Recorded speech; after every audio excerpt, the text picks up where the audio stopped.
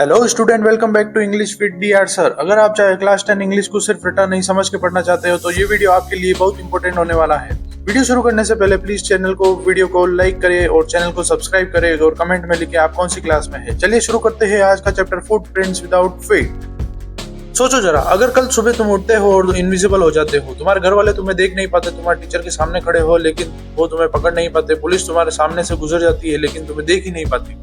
अब एक सवाल खुद से पूछना, अगर तुम इनविजिबल हो जाओ तो तुम्हें क्या अचानक से बहुत अच्छे इंसान बन जाओगे, या फिर तुम ये सोचोगे अब मुझे कौन रोक सकता है। तो क्लास 10 इंग्लिश का चैप्टर फुटप्रिंट्स विदाउट फीट इसी सवाल का जवाब देता है। ये स्टोरी साइंस से ज्यादा इंसान के कैरेक्टर के बारे में बताती है। ये कहानी इंग्लैंड के एक छोटे से गांव ईपिंग में सेट है। ईपिंग एक शांत गांव है जहां लोग एक दूसरे को जानते हैं, आराम से मस्ती से रहते हैं और कोई नया आदमी आ जाए तो उस पर पूरी तरह नजर रखते हैं। यहीं पर एक दिन अजीब सा आदमी आता है, ग्रिफिन नाम का। ग्रिफिन जब पहली बार ईपिंग विलेज में दिखाई देता है तो उसका अपीयरेंस किसी नॉर्मल आदमी जैसा बिल्कुल नहीं होता है। उसका पूरा चेहरा सफेद बैंडेज से पूरी तरह ढका हुआ होता है, जैसे उसने जानबूझकर अपने चेहरे को दुनिया से छुपाए रखा हो। बैंडेज इतनी टाइट लपेटे हुई होती है कि उसके चेहरे का एक भी हिस्सा, न नाक, न गला, न फॉरहेड, कुछ भी नजर नहीं आता है। उसकी आंखों पर गहरा रंग का काला डार्क चश्मा लगा हुआ होता है, जिससे आंखों का एक्सप्रेशन कोई भी नहीं देख पा रहा होता है। जब वो लोगों की तरफ देखता है तो उन्हें और अजीब लगता है। ये चश्मा अजीब सा चमकता है, लोगों को तो बिल्कुल अनकंफर्टेबल फील होता है।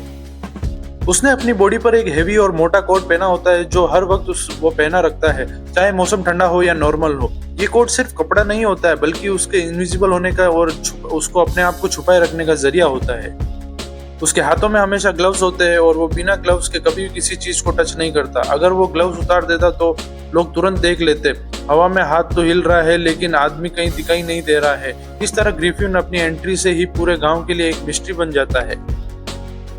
ग्रिफिन गांव के ही एक हाउस में रुकता है जहां की केयरटेकर मिस हॉल होती है। शुरू में मिस हॉल सोचती है कि शायद ग्रिफिन किसी एक्सीडेंट का शिकार हुआ है, इसलिए उसने अपना चेहरा बैंडेज से ढक रखा है। लेकिन धीरे धीरे ग्रिफिन को उसका बिहेवियर मिस हॉल को अजीब लगता है। ग्रिफिन ज्यादातर अपने कमरे में बंद रहता है, किसी से बात नहीं करता और अगर कोई उससे ज्यादा सवाल पूछ ले तो वो तुरंत गुस्से में आ जाता है। यहीं से एक बात क्लियर हो जाती है, प्रॉब्लम सिर्फ उसके चेहरे की नहीं, उसके नेचर की भी है। ये बात बहुत कम लोग नोटिस करते हैं, लेकिन ग्रिफिन पहले से ही गलत रास्ते पर था। जब ग्रिफिन का एक्सपेरिमेंट फेल हो गया और वो इनविजिबल हो गया तो उसे पैसे की जरूरत पड़ी। लंदन में रहकर उसने दुकानों से पैसे चुराए, लोगों के कमरों में घुसकर कैश उठाया।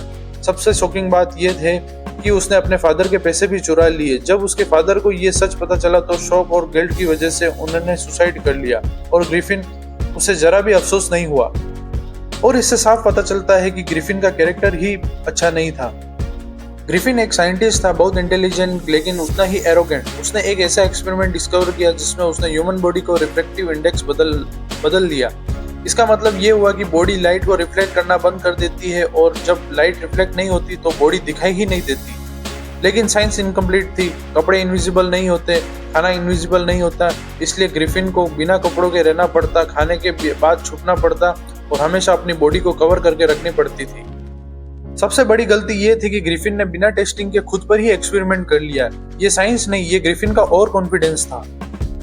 ग्रिफिन के कमरे के अंदर से अजीब अजीब चीजें होने लगती है। कभी कुर्सी अपने आप हिल जाती है, कभी बुक्स हवा में उड़ने लगती है, कभी चीजें अपने आप गिर जाती है। लोग डर जाते हैं, उन्हें लगता है कि शायद भूत प्रेत का मामला है।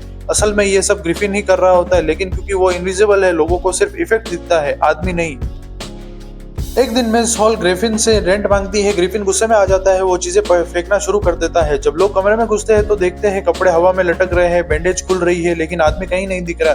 अब सबको समझ आता है कि ये आदमी नॉर्मल नहीं, ये डेंजरस आदमी है।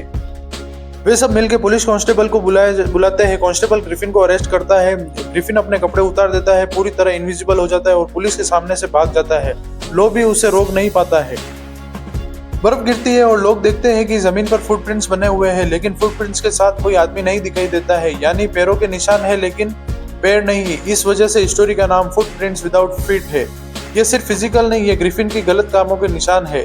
सच कभी भी इनविजिबल नहीं होता है। ग्रिफिन आखिर में अकेला पड़ जाता है, ना पैसा, ना मदद, ना इंसानी सपोर्ट। उसे कभी अपनी गलती का अफसोस नहीं होता। वो लास्ट तक सिर्फ अपने पावर के बारे में सोचता है। उसकी इनविजिबिलिटी उसे बचाती नहीं बल्कि उसे इंसान से और अलग कर देती है।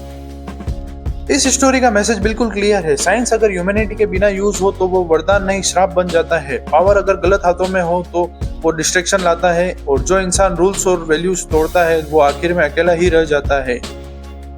अगर आपको फुटप्रिंट्स विदाउट फीट का ये कंप्लीट एक्सप्लेनेशन समझ आया हो तो वीडियो को लाइक जरूर कीजिए। चैनल के नाम है इंग्लिश विद DR सर। यहाँ आपको क्लास 9th और 10th इंग्लिश के डीप एक्सप्लेनेशन वीडियोस मिलेंगे। कमेंट में लिखिए आप नेक्स्ट चैप्टर कौन सा चाहिए। Thank you for watching. मिलते हैं नेक्स्ट वीडियो में।